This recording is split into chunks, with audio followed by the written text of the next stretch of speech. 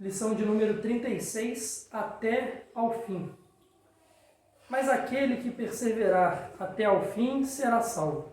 Jesus, Mateus, capítulo 24, versículo 13. Aqui não vemos Jesus referir-se a um fim que simbolize término, e sim a finalidade, ao alvo, ao objetivo. O Evangelho será pregado aos povos para que as criaturas compreendam e alcancem os fins superiores da vida. Eis porque apenas conseguem quebrar o casulo da condição de animalidade aqueles espíritos encarnados que sabem perseverar. Quando o Mestre louvou a persistência, evidenciava a tarefa árdua dos que procuram as excelências do caminho espiritual. É necessário apagar as falsas noções de favores gratuitos da divindade. Ninguém se furtará impune a percentagem de esforço que lhe cabe na obra de aperfeiçoamento próprio. As portas do céu permanecem abertas, nunca foram cerradas. Todavia, para que o homem se eleve até lá, precisa asas de amor e sabedoria. Para isto, concede o Supremo Senhor extensa cópia do material de misericórdia a todas as criaturas, conferindo, entretanto, a cada um o dever de talhá-las. Semelhante tarefa, porém, demanda enorme esforço. A fim de concluí-la, recruta-se a contribuição dos dias e das existências. Muita gente desanima e prefere estacionar séculos a fio nos labirintos da inferioridade. Todavia, os bons trabalhadores sabem perseverar até atingirem as finalidades divinas do caminho terrestre, continuando em trajetória sublime para a perfeição. Então, meus irmãos, neste momento, vamos fechar os nossos olhos, elevar os nossos pensamentos, render graças ao Senhor por mais essa oportunidade de juntos nos reunirmos na noite de hoje, para mais esse momento de paz e reflexão, de contato com os bons espíritos, com este ambiente fraterno que aqui os espíritos prepararam para que possamos estudar em paz e em tranquilidade. Rogamos a intercessão dos bons espíritos neste momento, a fim de nos intuirmos nos melhores pensamentos, nos melhores sentimentos, para que possamos compreender as lições que serão aqui transmitidas e que saiamos daqui mais conscientes quanto ao nosso papel no mundo. Que Jesus seja sempre o nosso objetivo e que o seu Evangelho seja a qual bússola a nos guiar pelo mar das incertezas da vida. Que tenhamos na doutrina espírita tudo aquilo que for de necessidade dos nossos espíritos. Que busquemos nestas páginas o nosso consolo que sempre vem. Então, querido Pai, agradecemos por nos enviar esta doutrina que tanto nos esclarece, bem como dar a cada um de nós um anjo guardião com quem podemos contar dia após dia. Ao amado Mestre Jesus, nossa gratidão infinita por tudo aquilo que faz por nós, apesar de não sermos merecedores de tanto. Mas teu amor e tua misericórdia a todos nos alcançam. Pedimos a permissão dos benfeitores espirituais, sob a liderança de Dr. Bezerra de Menezes, o mentor espiritual desta casa, e pedimos também permissão ao Pai para darmos por iniciado mais uma palestra pública da noite de hoje. Assim seja.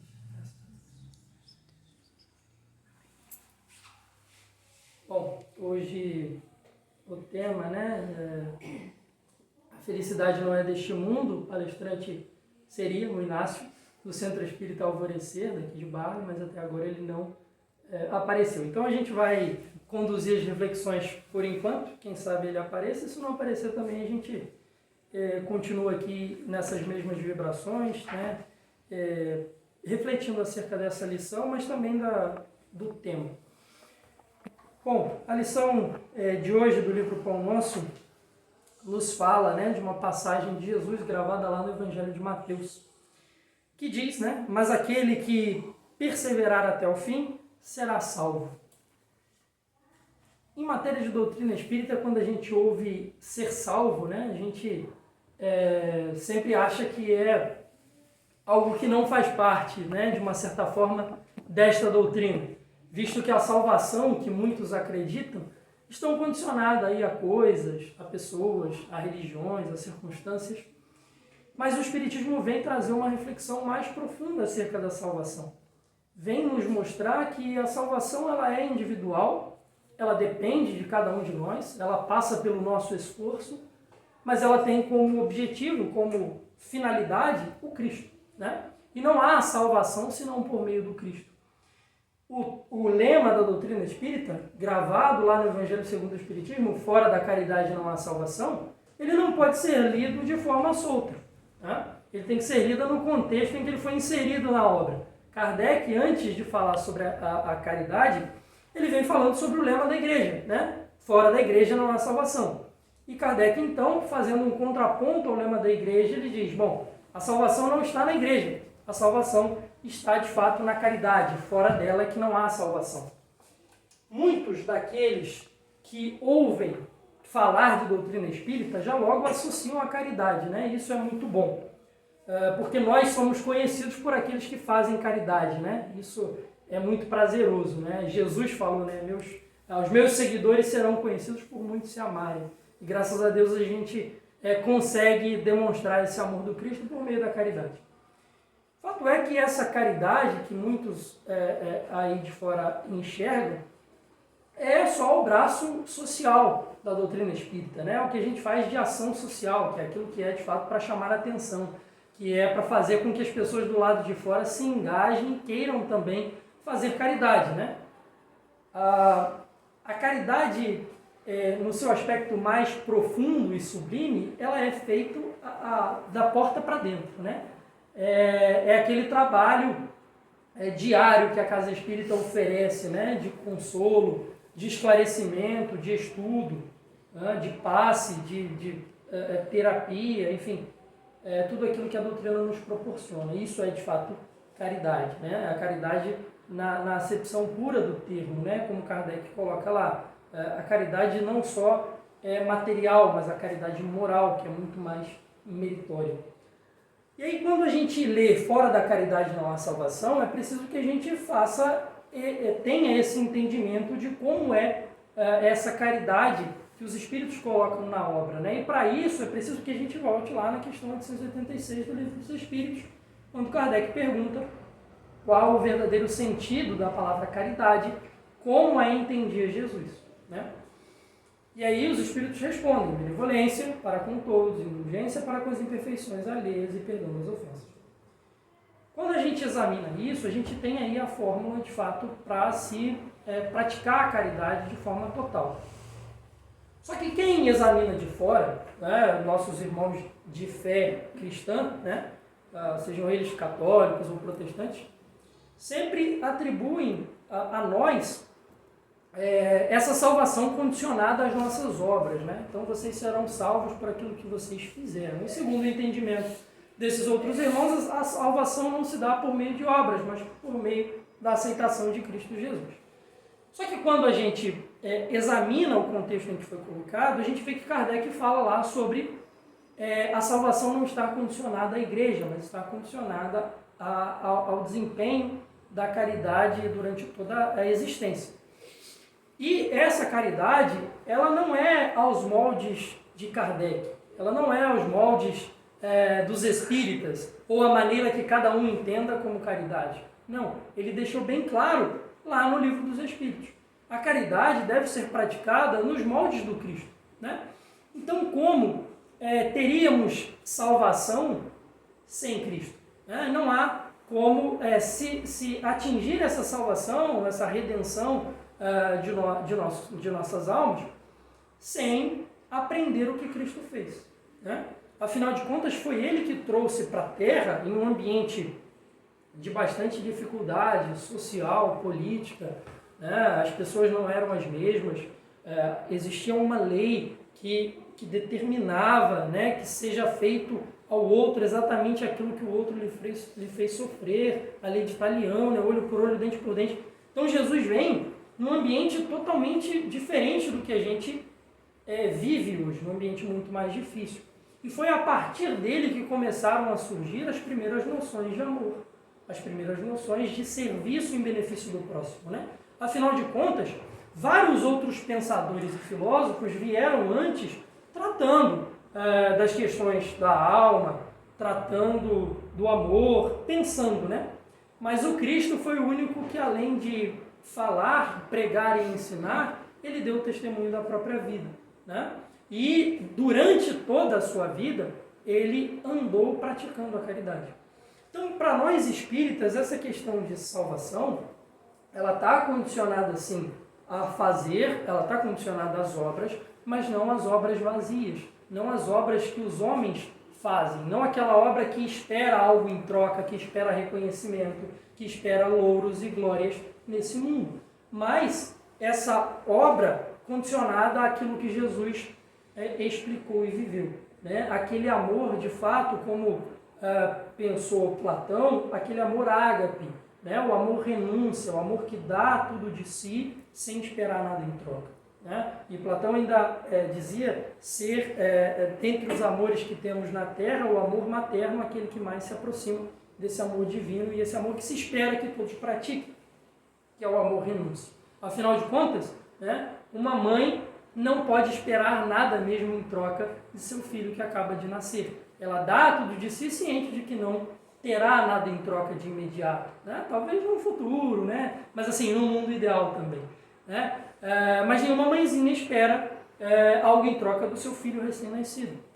E essa caridade que o Cristo fez durante toda a sua trajetória, ele passou por esse planeta não ajudando aqueles mais endinheirados que poderiam pagar pela ajuda, mas ajudando os pobres, os estropiados, aqueles doentes do caminho.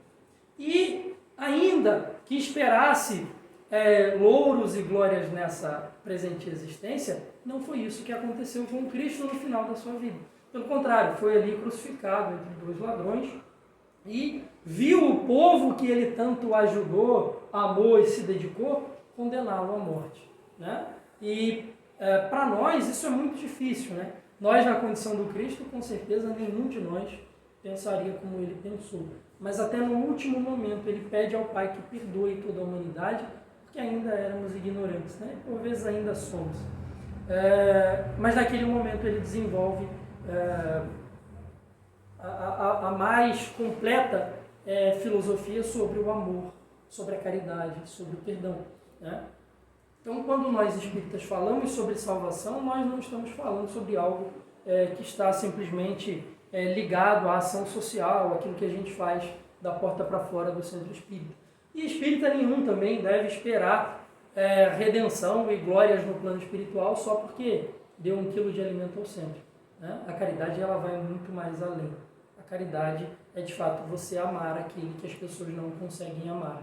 É você se doar ao ponto do esgotamento completo e absoluto do seu corpo. Isso é caridade total e absoluta. Isso é o que o Cristo espera, afinal foi isso que ele fez. E se nós espíritas nos dizemos os verdadeiros cristãos, se nós somos perseguidores e seguidores do Cristo, nós devemos imitá-lo também em toda a sua vida, né? E também na forma como ele sofreu para ajudar o próximo. Afinal de contas, não era fácil para o Cristo se levantar contra muitos dos doutores da lei, dos fariseus, dos saduceus, e nenhuma daquelas seitas que existiam na época. Não era fácil para Jesus, como um homem encarnado que era, se levantar contrário a tudo e contra todos. E ele, até o último momento, pregou a verdade, sem se dobrar a qualquer crença, sem se dobrar a qualquer condição, ele permaneceu firme. E é isso que a lição fala, sobre será salvo aquele que permanecer até o fim, aquele que durar mais, né? E no mundo em que nós vivemos, é muito difícil, né? É muito difícil perseverar, principalmente contra as nossas próprias más inclinações, né? Uma hora nós dizemos, não, de fato eu sei que aqui eu estou errando e eu preciso melhorar, né? E a gente começa muitos esforços, e ali logo na frente a gente já é confrontado com uma prova e a gente volta a vacilar no mesmo erro, né? Essa é a trajetória humana na Terra. Mas o Cristo nos alertou, ele disse, olha, vocês vão ter aflições, vocês vão ter dificuldade, vocês vão ter dor, sofrimento, mas será salvo aquele que durar mais, aquele que persistir, aquele que tiver bom ânimo. Então, é olhar o mundo ao redor e de fato só encontrar caos, destruição, dor e sofrimento. Mas quando você vira o olhar para o Cristo, você vê consolação, você vê salvação, você vê motivos para continuar acreditando, porque assim foi a vida dele. Às vezes nós precisamos, mais do que estudar a letra do Evangelho, que é muito importante, nós precisamos nos debruçar nos testemunhos, na vida daqueles que viveram com Cristo, porque é de lá que às vezes nós vamos tirar um exemplo que se aplica e se encaixa perfeitamente ao que nós estamos vivendo. E o Cristo escolheu vários, não à toa, para que a gente pudesse enxergar em cada um uma semelhança com o nosso estágio de evolução. E para a gente falar sobre salvação, a gente precisa entender, né, de onde nós viemos e para onde nós estamos indo, né? E a doutrina espírita nesse sentido é muito clara, de dizer, olha, todos os espíritos foram criados simples e ignorantes, né? Porém todos têm a centelha divina dentro de cada um de nós, é como se fosse a marca do Criador, né? Cada um de nós carrega isso dentro do nosso espírito, e nós sabemos de onde nós fomos criados. Isso explica e muito aquele sentimento que toda a humanidade tem de pertencimento de um todo universal e maior. É claro, esse todo não é o Criador, mas é a sua criação, né? E a partir do momento que nós nos dobrarmos em humildade e olharmos para a criação divina, né, para tudo que existe, e conseguirmos dentro de nós ter a certeza de que existe por detrás disso uma inteligência suprema e criadora, caso contrário, nada disso seria possível.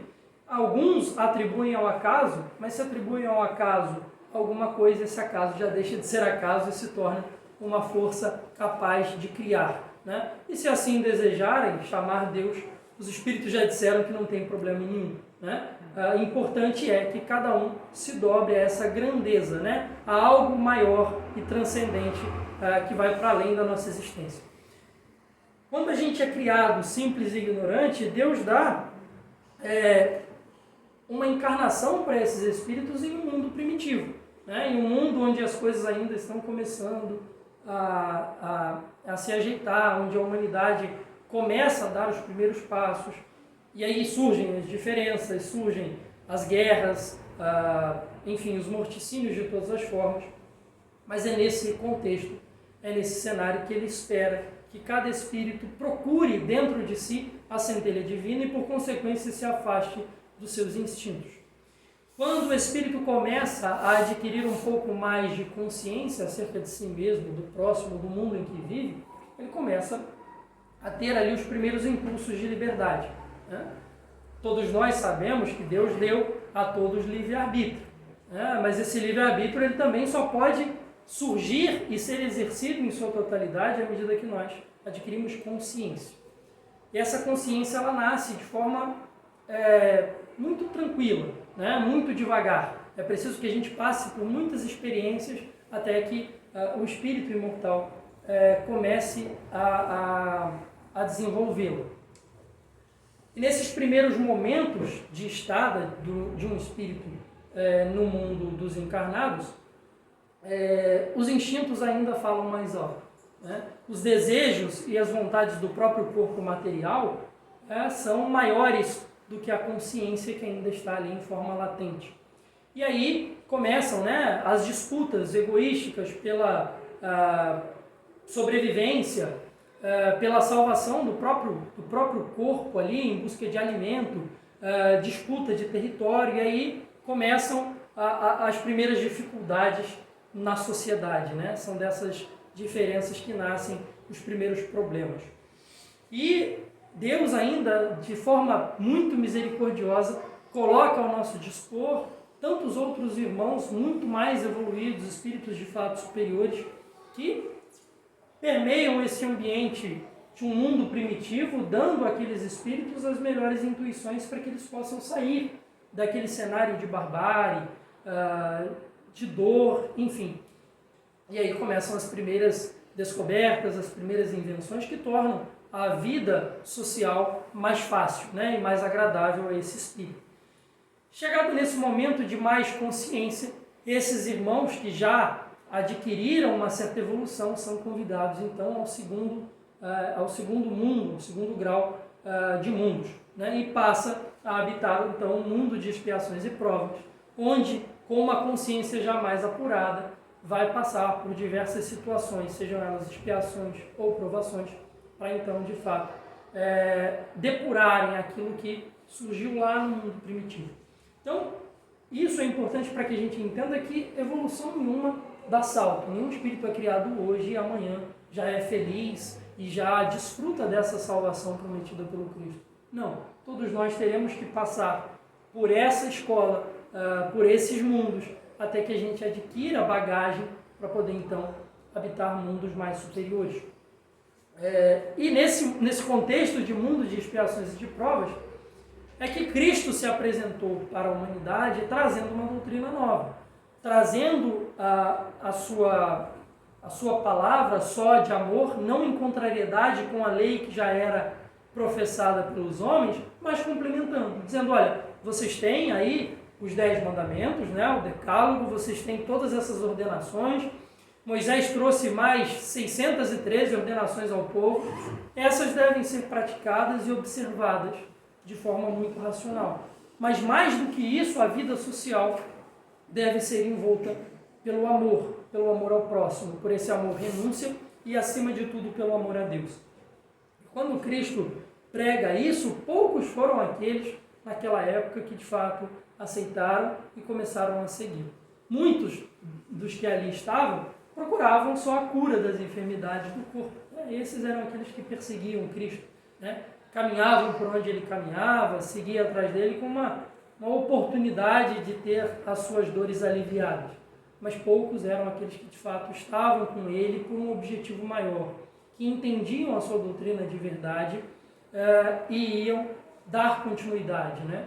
E por isso Cristo escolhe ali aquele núcleo duro, né, dos discípulos, para que na falta dele eles continuassem, né? E isso foi trazido até os tempos atuais, né? E se hoje nós temos essa obra e tantas outras que nos esclarecem muito sobre a vida na Terra, é muito graças a esses homens que renunciaram às próprias vontades, à própria vida, né? E que foram mortos em nome de Cristo, né? Que foram para vários lugares do mundo e levaram cartas maravilhosas a respeito do que o Cristo disse, registraram toda a vida do Cristo para que hoje a gente pudesse ler em tranquilidade, para que hoje a gente não fosse perseguido, para que hoje a gente não fosse impedido de professar a nossa fé.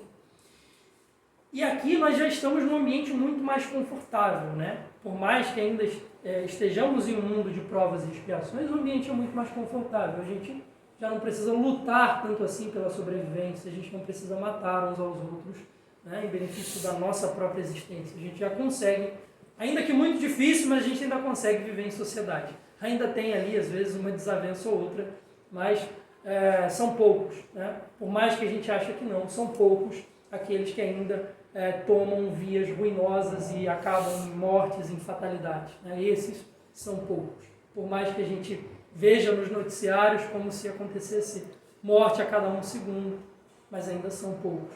Existem muitos irmãos, como nós que estamos aqui, que estão mais conscientes acerca do que devem fazer, que estão buscando algo melhor. Nós somos a maioria, né? Nós estamos passando para um mundo de regeneração, ou seja, as coisas começam a ficar um pouco melhor através dos nossos esforços, através disso que nós estamos fazendo aqui, né? Em comunhão uns com os outros, mas também com o Pai, estudando o Evangelho do Cristo.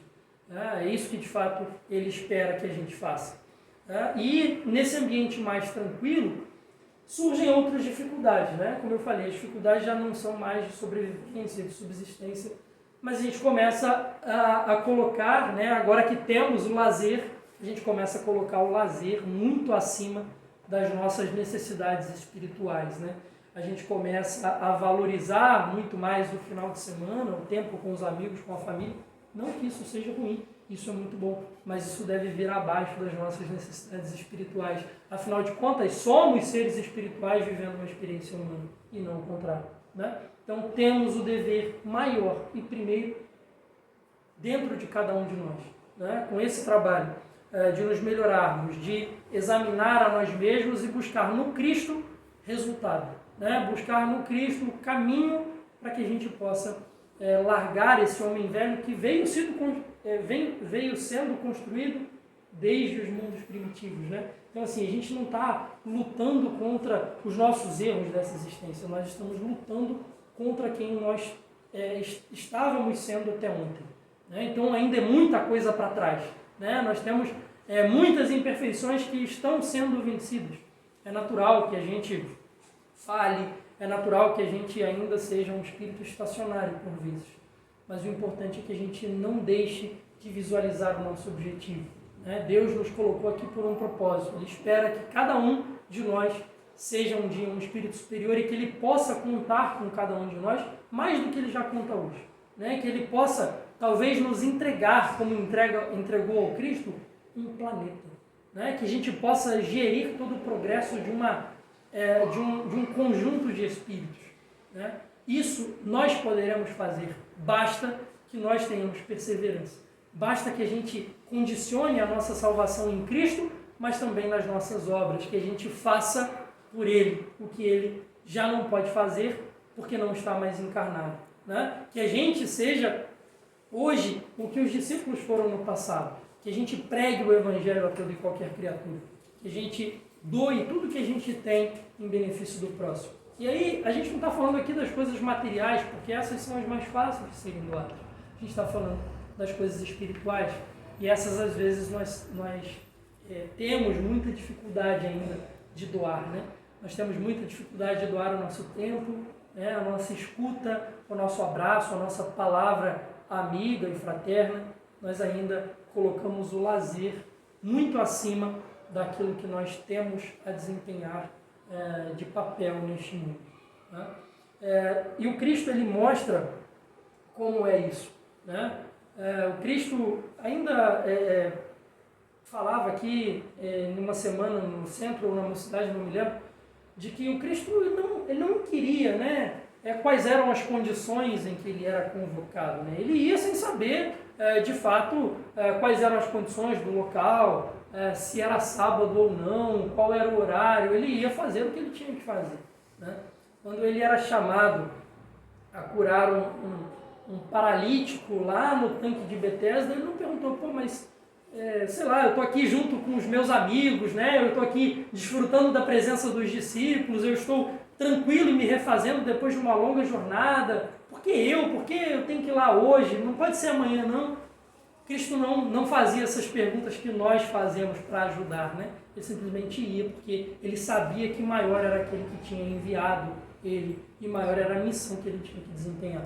Às vezes nós não conseguimos enxergar de forma concreta qual é a nossa missão, né? Qual é o nosso papel de fato, ou no que nós somos bons, naquilo que a gente pode ajudar, né? Mas com certeza, cada um tem aquela pessoa que sabe, que você sabe, que depende de você, né? Que escuta as suas palavras, que enxerga em você talvez um exemplo a ser seguido, né? E é com essas pessoas que a gente deve ter maior cuidado e maior responsabilidade. É aí que começa o nosso ministério. É a partir daí que nós vamos desenvolver nossos talentos e nossas habilidades e nós vamos nos colocar à disposição do Cristo dizendo, usa-me a mim, né? Como ele fez com cada um dos discípulos, né? Pegou ali cada um nas mais variadas vidas que estavam e convidou, né? Simplesmente convidou a segui-lo, né? Larga tudo e me segue. E cada discípulo nesse momento foi confrontado dentro de si mesmo, né? Ele olha a sua própria vida, olha o seu lazer, tudo aquilo que tinha de benefícios, como era o caso de muitos discípulos, e fazem de uma certa forma uma balança, né? Será que vale a pena de fato largar tudo e seguir? E eles escolheram, como parafraseando o que o Cristo fala para Maria, né? Para Maria de Magdala, falou, olha, Marta escolheu a boa parte. Os discípulos também escolheram a boa parte, né? Fizeram ali uma balança consciente e disseram, bom, aqui com o Cristo eu tenho vida eterna e com as coisas da materialidade tudo se acaba nessa existência, né? Tudo que eu tenho, tudo que eu juntei, tudo aquilo que eu acho que tenho, vai embora com a minha morte. E com Cristo não, Ele me promete uma vida para além dessa vida. Ele me promete uma posição de tranquilidade e paz, uma felicidade vindoura, né? Porque o Cristo nunca prometeu nada nessa existência. Ele diz, olha, o reino do Pai está próximo, mas vocês precisam trabalhar pela concretização desse reino nos seus tempos, né? Então, essa promessa de felicidade vindoura e futura, ela está condicionada a ser um mini Cristo, a imitá-lo em todas as áreas da sua vida. E quando a gente lembra da passagem do Cristo na Terra, aquelas mais marcantes, nós entendemos a grandeza desse Espírito que pisou nesse planeta e deixou um legado de amor e de caridade gigantesco, né, que nós nem conseguimos mensurar. Se a gente pegar toda a sua trajetória, desde o início do seu ministério até a crucificação, a gente vê que o Cristo renunciou às próprias vontades, né? Renunciou às próprias coisas que a vida material proporcionaria a ele como um homem adulto, tendo ali sua família, tendo um ofício, porque Jesus tinha um ofício, né? Aprendeu com seu pai a carpintaria, assim, praticou durante sua juventude, e ele, ciente da sua missão, ele olha para tudo isso e fala, não, eu tenho algo maior a ser feito, né? Toda essa humanidade depende de mim. Por vezes nós não temos esse mesmo pensamento, afinal de contas nós não temos a responsabilidade sobre toda a humanidade, mas nós temos que ter a ciência de que nós temos essa responsabilidade sobre todo o nosso passado, né? Sobre todas as nossas existências passadas. E cabe a nós, nessa existência, como eu disse, com um pouco mais de consciência e em contato com essa doutrina, mudar quem nós vínhamos sendo até aqui, né? E isso não é uma mudança que acontece, como eu disse, do dia para a noite, e nem que ninguém precisa passar por ela sozinho, né? O Cristo disse, olha, eu vou, mas eu deixo a vocês um Consolador prometido. Eu deixo aqui um roteiro, né? Eu deixo todo um caminho a ser seguido de racionalidade, né? De entendimento mesmo, mas também de muita mão na massa e de muito fazer por você mesmo, né? Quando a gente entende isso, a gente começa a não enxergar as coisas de forma tranquila, porque não são, mas ter a certeza de que nós temos com quem contar, né? Que não seja uma pessoa encarnada, mas que tenhamos a consciência de que o Cristo nos acompanha sempre, né? E pede, né? Ele pede para que a gente deposite sobre ele o nosso pesado fardo, né? Porque ele tem o alívio, porque ele tem a consolação. Mas para que a gente consiga fazer isso, é necessário que a gente esteja em conformidade com as suas leis. É necessário que a gente examine tudo aquilo que ele deixou e pratique, né? Pelo menos tente fazer uma boa parte daquilo que está posto, né? Para que a gente seja digno também de contar com esse auxílio do Cristo, de poder passar para ele o nosso fardo e dividir com ele e sentir mais leve, né? E sentir que as dificuldades vão surgir, mas que existe uma felicidade futura que o Cristo reservou para cada um de nós à medida dos nossos esforços, né? Então, já entrando um pouco mais no tema proposto, a felicidade não é deste mundo, como eu ia dizendo, nós estamos inseridos em um mundo de provas e expiações, onde de fato a felicidade não faz parte, né? A gente tem aí momentos de alegria, a gente tem momentos de tranquilidade. Às vezes nós condicionamos muito esses momentos de felicidade ao nosso lazer, às boas companhias.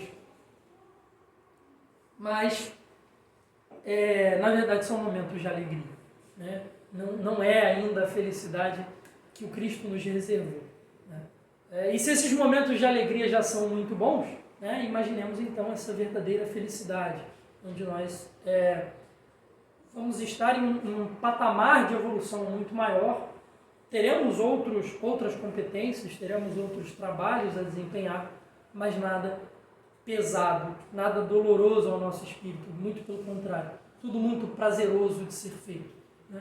É isso que nos espera em mundos mais à frente.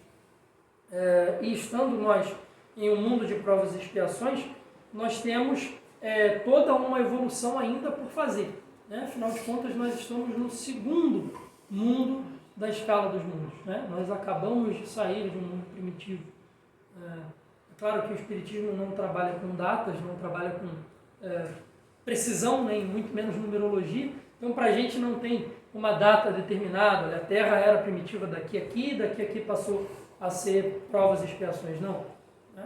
Essa evolução ela é gradual e ela vem com as novas gerações, né? Ela vem com os filhos, né? Com os filhos dos filhos e assim sucessivamente. Ela vem com a chegada de novos espíritos ao planeta, né? Novos espíritos que trazem também consigo outras bagagens, né? Mas às vezes que são evoluídos em áreas que nós ainda não somos, e que vão muito auxiliar no progresso do mundo. E é nesse momento de regeneração, de transição planetária, né, entrando em um mundo de regeneração, onde as coisas começam, de fato, a sair ali de um estágio estacionário e começar a caminhar em direção ao progresso. Então, são coisas que a gente pode notar e atestar, né? O avanço das tecnologias, o avanço das ciências médicas, das ciências de forma geral, né? A exploração espacial e toda essa marca que o homem vem deixando no mundo de progresso, isso tem base na nossa evolução enquanto sociedade, né? E essa evolução social ela não se dá de forma geral e ampla, mas ela se dá com a união da evolução de cada individualidade, né? Então aquelas doutrinas materialistas e que se baseiam em uma existência única, que pregam a mudança das sociedades, né, de forma geral a atingir aos indivíduos, estão completamente erradas em sua concepção, né? Porque nós não somos um todo maciço, nós somos a união de todas as individualidades, nós somos espíritos imortais, criados pelo Criador, simples e ignorantes, com as mesmas condições e direitos enquanto espíritos aos olhos de Deus, né? Ele deu a todos nós livre-arbítrio, ele age com amor e misericórdia da mesma forma com todos os seus filhos, né? Ele dá diversas oportunidades nessa e em outras encarnações. Então, nós estamos falando de progresso da sociedade através do progresso de cada um, do trabalho de melhoramento interior que cada um se propõe a fazer, né? Não esquecer de que amar ao próximo como a si mesmo. Então, a gente precisa primeiro desenvolver esse amor dentro de nós, que vem com o cuidado de nós mesmos, né? Examinar nossa consciência, nossos pensamentos, nossos atos, né? Colocar os valores espirituais eternos e imateriais acima dos valores humanos, acima daquilo que nós achamos que estamos angariando nesse mundo, né? E de fato virarmos para aquilo que é transcendente, porque o interior do ser humano clama por isso, né? Busca preencher esse espaço com alguma coisa, e aqueles que não se dobram humildemente ao Criador se dobram perante outras coisas, né? E vão aí, a exemplo de um dos capítulos do Evangelho, servir a Mamon e não a Deus, né? Colocarão nesse vazio coisas materiais, pessoas, doutrinas, filosofias, movimentos políticos, sociais, e é isso que vai guiar essas consciências. E não há outro fim senão o estacionamento do espírito para desenvolver em uma próxima encarnação. Agora, aqueles que compreendem que não estamos no mundo ao acaso, não fomos simplesmente jogados aqui por uma coincidência matemática e científica, mas fomos propositalmente colocados aqui por um Deus que é a suprema inteligência, aí as coisas começam a ficar diferentes. Aí a gente entende que ninguém está aqui a passeio, né? Que cada um tem um papel a desempenhar e que o Criador conta com cada um. Afinal de contas, somos engrenagens de uma coisa maior, né? E Deus precisa que cada uma dessas peças desse todo estejam alinhadas umas às outras e trabalhando, né, constantemente para que tudo possa melhorar. Essa felicidade de que nos fala Jesus, ela é, de fato, essa felicidade que está diretamente ligada ao trabalho, né? Quando nós vemos os relatos dos espíritos de mundos mais superiores, nós compreendemos através desses relatos, e aí alguns gravados, né, dentre as 23 obras de Kardec, não só o Pentateuco, mas todas as edições da Revista Espírita, a gente tem ali relatos de espíritos de outros planetas muito mais adiantados do que o nosso, que contam que a felicidade lá é justamente a união de todos os espíritos em prol de um objetivo maior, né? Estão ali trabalhando constantemente, e esse trabalho não é aos moldes do que nós desempenhamos na Terra, não é algo pesado, que a gente chega ao final do dia, ao final da semana, cansado, esgotado por ter se entregado, doado nossas energias físicas e espirituais em um ofício. Não. Esse trabalho, ele é, ao mesmo tempo que ele é desempenhado, ele também gera descanso, ele também gera repouso a esses espíritos, né?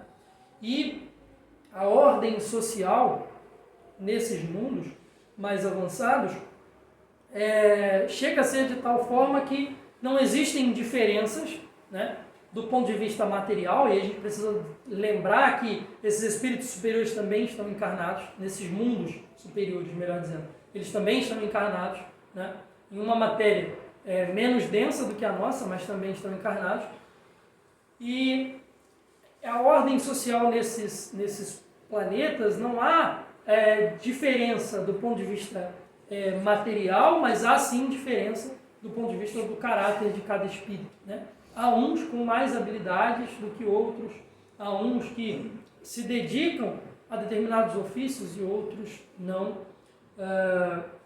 E conta também um dos espíritos que relatam a Kardec a vida nesses mundos superiores, de que consegue-se perceber a mão do Criador em tudo, né? O mundo funciona e os espíritos lá trabalham, e esse trabalho cria para eles uma melodia constante, né? Eles dizem que é um som mesmo, que ecoa por todo o planeta, que faz com que eles estejam em contato com o Criador, cientes de que o Pai observa eles atentamente, né? E vê o que cada um desempenha, o que cada um faz por todos. E se a gente olhar essa felicidade condicionada a esse trabalho, a esse constante envolvimento nos desígnios de Deus, e olhar para o que a gente vê como felicidade no mundo, a gente vê um abismo de distância, né? Porque a nossa, como eu disse, a nossa felicidade às vezes está condicionada ao próximo final de semana, a roupa que vamos usar, aonde vamos estar, com quem vamos estar, a música que nós mais gostamos, o prato preferido de comida, as pessoas que nós gostamos de estar perto. E isso é muito pouco se comparado a essa felicidade futura, né? E como nós podemos desfrutar um pouquinho do que é essa felicidade, né, desses mundos? À medida que nós nos entregamos ao trabalho, à medida que nós nos sentimos úteis, né? À medida que nós servimos, né? Aquela frase, né, de que quem não vive para servir não serve para viver é a maior verdade, né? Porque aquele que não tem um papel, aquele que não desempenha uma função, aquele que não consegue enxergar para a própria existência valor, esse é o primeiro a se perder na primeira dificuldade. Esse é o primeiro a se colocar para baixo, se colocar em situação de vulnerabilidade espiritual, né? E aí estar sujeito às mais variadas obsessões, né? Mas aquele que se dedica constantemente a cuidar talvez de uma pessoa, né? esse já não tem tempo para as próprias amarguras, não tem tempo, de fato, para chorar. E quando a gente consegue valorizar a nossa própria vida à medida que a gente faz pelo outro, a gente consegue ter uma pontinha do que é essa felicidade futura, né? Essa felicidade verdadeira. Afinal de contas, como eu disse, nós vamos trabalhar constantemente, nós vamos ser úteis ao Pai, né?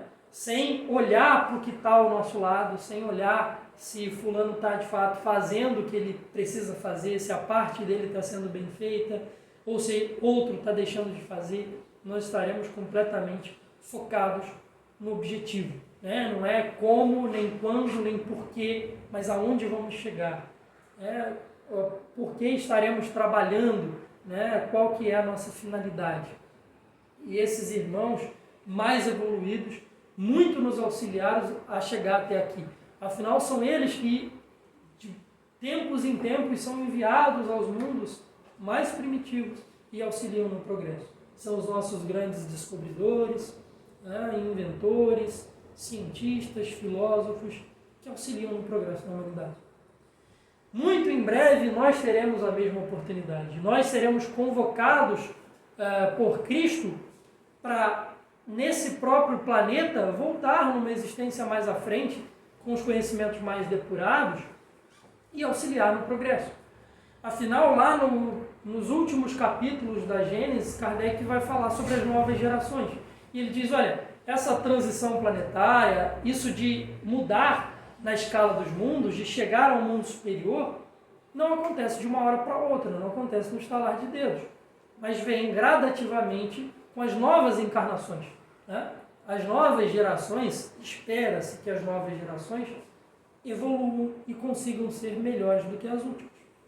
É preciso que a gente olhe para as crianças e veja potencial de transformar o mundo, né? Afinal, é a elas que o Cristo deixou, confiou, né, o futuro da humanidade presente no planeta Terra. Mas são a essas futuras gerações que ele confiou o progresso, né? Mas não só a elas, e também a nós que já estamos aqui. Afinal de contas, é nosso papel e dever para com Deus direcionar essas novas gerações nos seus anos primários ali, onde o espírito ainda está se adaptando ao planeta que está, ainda está se adaptando às condições físicas, né? Ainda está crescendo enquanto matéria. É nesse momento que estão mais abertos aos nossos conselhos, aos nossos esforços para lapidar determinadas costumes, determinados sentimentos que nós sabemos não ser bons, né? E à medida que se faz esse trabalho, não só pais para com os filhos, mas a sociedade, de modo geral, começa a olhar para o futuro das crianças, aí a gente começa a, de fato, entrar nesse progresso, a entrar nessa transição planetária e transformar o mundo de provas e expiações em um mundo de regeneração, né? Que é o mundo do meio, né? A gente tem primitivo, provas e expiações, mundo de regeneração, mundos felizes e mundos ditosos. Então, a gente, chegado no mundo de regeneração, a gente está num momento de tranquilidade, como nos explica Kardec no Evangelho segundo o Espiritismo. Não é um momento em que nós vamos repousar e, depois de ter passado pelos mundos primitivos, a gente vai ficar agora tranquilo, esperando a chegada de um mundo melhor. Não. É um momento onde as coisas vão evoluir ao ponto de tornar a vida do homem na Terra mais fácil, né? E aí a gente já pode pensar até no advento da inteligência artificial, né? O uso das máquinas de forma, né, vamos dizer assim, uma segunda revolução industrial, onde as coisas começam a mudar, a forma como se trabalha, como se vive em sociedade começa a mudar, para que possa tornar a vida do ser humano mais fácil, mais confortável, para que a gente deixe de dedicar tanto tempo a coisas materiais e mecanizadas e possa se dedicar às coisas superiores, à psicologia, né? Aos sentimentos, à caridade, ao amor ao próximo, a olhar pelos necessitados. Então, é nesse momento que nós estamos entrando. Não é ainda um momento de felicidade, mas é um momento de tranquilidade, para que a gente possa construir essa felicidade com mais paz, com mais serenidade, né? Cientes de que aquele que não perseverar não terá espaço nesse planeta, né? E isso a gente precisa ter muito vivo dentro de nós, né? Que são chegados os tempos, assim, nós já somos os trabalhadores da última hora, né? O Cristo nos confiou ainda boa parte do trabalho, mas Ele espera que a gente desempenhe, né? Ele espera que a gente se dedique todos os dias, né? Seja onde quer que a gente conviva, mas que a gente se dedique inteiramente e com base naquilo que Ele deixou de roteiro. E uma vez conseguindo praticar essa caridade, esse amor puro e absoluto, nós estaremos construindo dentro de nós o reino de Deus, essa felicidade futura, essa consciência tranquila, né? Porque passa também pela nossa consciência tranquila conosco mesmo, né? Não em relação às outras pessoas, mas tranquila de que nós estamos dando o nosso máximo, nós estamos dando o nosso melhor. Ciente de que vamos cair, mas precisamos levantar. De que é como se fosse uma corrida, mas que não importa aquele que chega primeiro, né? Importa aquele que não para de correr para chegar na linha de chegada, né? E o Cristo espera ao final dessa linha todos esses espíritos, porque Ele ainda tem tantos outros que Deus continua a criar e que precisa de cuidado, precisa de atenção, precisa de espíritos mais desenvolvidos para guiar o progresso desses irmãos que acabam de chegar lá nos mundos primitivos. Então que a gente pense sobre o nosso papel na construção dessa felicidade, de que essas coisas não surgirão de uma hora para outra, mas que necessita do trabalho de todos, né? E não adianta a gente dizer, vou fazer só a minha parte e deixa o outro fazer a parte dele. A gente também precisa influenciar para o bem. A gente precisa olhar para as pessoas e ser cristãos no sentido de extrair dali as melhores qualidades. De saber que não importa os defeitos que uma pessoa possa ter, ainda há nela muita qualidade a ser explorada. E cabe a nós explorar essa qualidade, né? Enaltecer as qualidades de uma pessoa também é caridade, também é auxiliar o Cristo nesse trabalho. É fazer com que desperte no outro valores imortais, que ele entenda que ele também pode participar dessa mudança, que ele também tem um papel, né? Quando a gente começa a fazer começamos a agir dessa forma, a gente começa além de ver as qualidades das outras pessoas, a gente também começa a enxergar em nós como que nós podemos cooperar com Cristo, quais são as nossas qualidades, quais são as nossas habilidades, aquilo que a gente pode colocar a serviço do Criador, né? Na casa espírita, por exemplo, a gente tem atividades das mais variadas, né? E o que a gente mais precisa, não só aqui, mas em todas as casas, o que a gente mais precisa são de pessoas dedicadas ao trabalho. Pessoas que queiram, primeiro, o trabalho interno, né? De vir como nós estamos aqui, estudando, refletindo, mas também de conhecer a doutrina em essência, em profundidade, né? Estudar, praticar e também trabalhar uns pelos outros no ambiente espírita, né? Para que a gente, de fato, seja conhecido por muito se amarem uns aos outros, né? Essa é a mensagem do Cristo. E os cristãos se consideram, né, verdadeiros cristãos, que precisam seguir esse caminho, né? Dentro da doutrina espírita são diversas as possibilidades de trabalho, né? Mas a gente costuma só enxergar que trabalho na casa espírita é estar aqui proferindo uma palestra ou aplicando passe ou trabalhando na reunião mediúnica, mas o serviço é variado, né? Desde aquele que chega e olha para o seu irmão que está sentado ao lado e consegue enxergar fraqueza e dificuldade e ora por esse irmão, né? É aquele que vem e coloca diversos nomes no caderno de prece, que leva boas energias e boas vibrações daqui a outros lugares. Esse é o trabalhador espírita, né? Esse é o que trabalha pela felicidade, não só de si próprio, mas dos semelhantes. Que a gente saia daqui hoje consciente disso, né?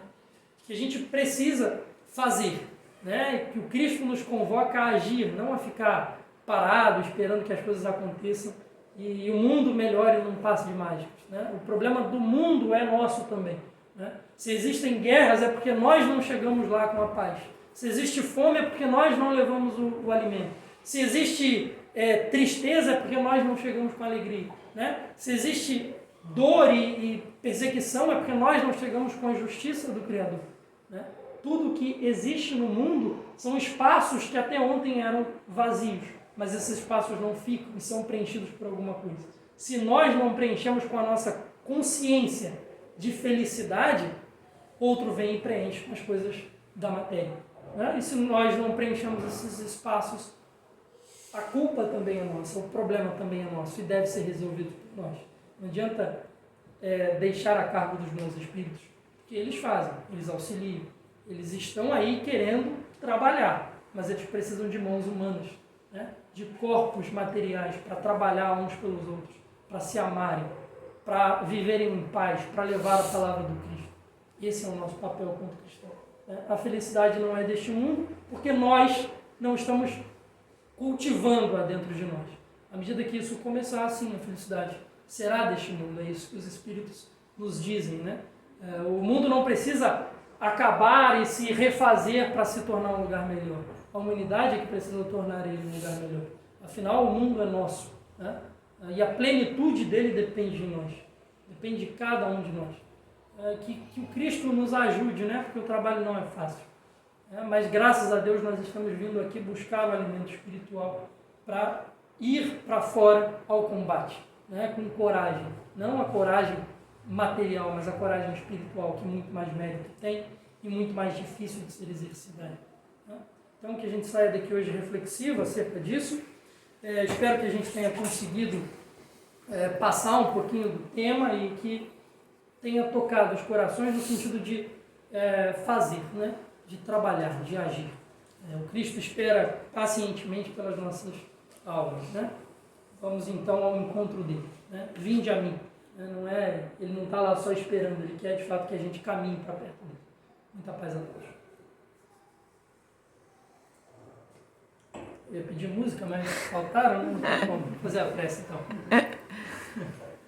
Então vamos fechar os nossos olhos, elevar os nossos pensamentos a Deus e agradecer ao Pai pela oportunidade de trabalho, agradecer aos bons espíritos, a este ambiente que criaram para que a gente pudesse aqui estudar em paz, em harmonia, pedir a Deus e aos bons espíritos que nos envolvam nos melhores sentimentos, nas melhores energias, que possamos estar conscientes do que viemos buscar aqui e que possamos ter de fato encontrado o alimento aos nossos espíritos, que nos mantenhamos em paz e em serenidade para a segunda parte dos trabalhos, cientes de que os espíritos já trabalham desde o momento em que nós entramos por essas portas, derramando sobre nós os bálsamos renovadores que sempre eles dispensam em nosso favor. Agradecer a Deus por tamanha misericórdia e amor, cientes de que não somos merecedores, mas estamos caminhando para sermos melhores e merecer cada vez mais esse amor, de fato essa graça imerecida que se derrama sobre nós. Que saiamos daqui revigorados na presença do Cristo e que possamos levar essa luz a mais lugares, pois este é o nosso papel. Que Deus nos abençoe a todos, nos conceda bastante força para continuar a seguir, vencendo a nós mesmos e travando as batalhas que precisamos travar em nosso benefício e em benefício de toda a humanidade. Que nunca nos falte coragem, força e perseverança para passar pelas adversidades da vida, cientes de que temos ao nosso lado um Espírito a quem Deus confiou nossa existência e que podemos contar todos os dias. Basta que nós nos coloquemos em sintonia e possamos pedir a Ele humildemente que todos nós seremos de fato atendidos. É isso que nós te pedimos e já agradecemos a Deus por tudo que temos recebido. Que assim seja.